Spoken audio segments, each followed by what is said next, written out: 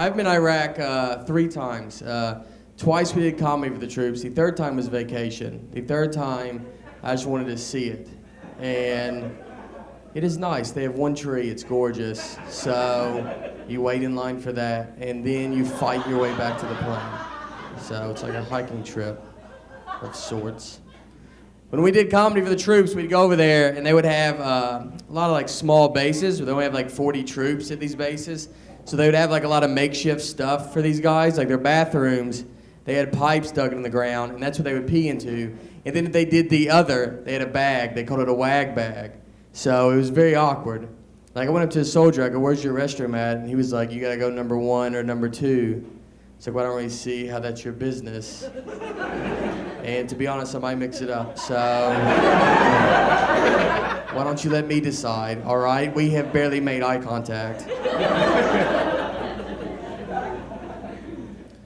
I got to go to Bahrain, too, which I learned was a country when I got there. I thought it was the guy we were meeting, and it was...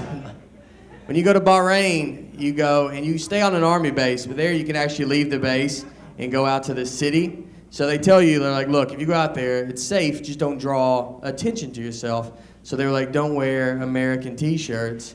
And I was like, all right, like that's fine, no American t-shirts. So what are you gonna do about the white on my skin? That's gonna be more of a problem. I don't want him to come up to me like, excuse me, are you Muslim?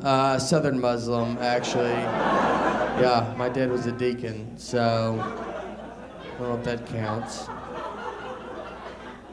I did go to church growing up. I grew up in Tennessee, and we went to church. I actually tried to play basketball for my high school team, but I got cut, so I had to play for my church because the church cannot cut you. They have to let you play.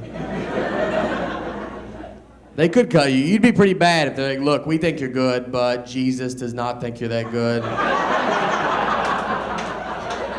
He is our captain. So, church ball was a lot different because we played half court, no 3-point line. We played on carpet. That's your first sign. It's not going to count. And they didn't even give us a basketball. We didn't have a basketball. We would just stand there and play on honesty. You'd be like, I just made it. It was like, oh, that's a good shot. You're really good. I stole it. I forgive you for stealing it. It was moral points.